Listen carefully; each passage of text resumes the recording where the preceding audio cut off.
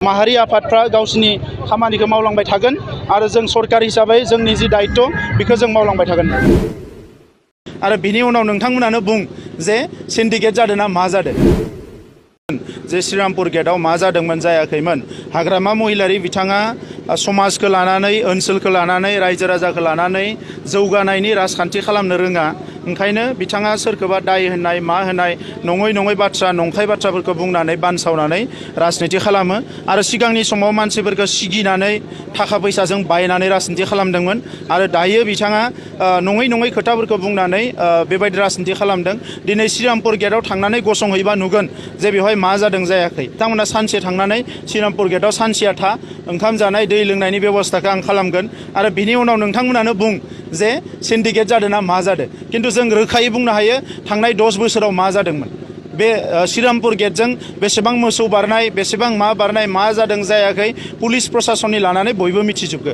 दा नंखायनो बेफोर खोथाफोरखौ बुंनानै हाग्रामा महिलारि बिथाङा गावनि माखासे गोरोन्थिखौसो बुरखांनाय जायो।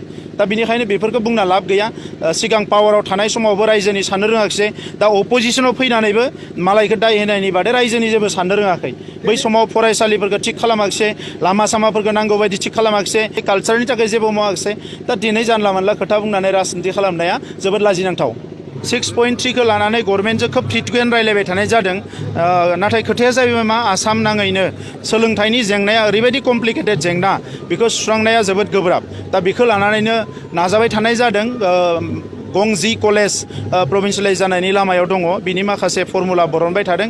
बिनि उनाव बाकिखिनि जि हाई स्कुल आरो हायार सेकेन्डारि दङ बिनि खोथाखौ जों सावरायगोन। सोलोंथाइ मन्त्रि बिथाङा बावैसो बड'लेण्डआव थांदोंमोन आरो 4 अक्ट'आव फैबावगोन। बिथांमोनजों जों फ्रिकुवेन्टलि रायलायबाय थादों आरो 6 आरो 7 अक्ट'आव आङो चिफ मिनिस्टार बिथांजोंबो रायलायगोन जे बे 6.3 दफाखौ बोरैहाय थाबै इमप्लिमेन्ट खालामनो हायो।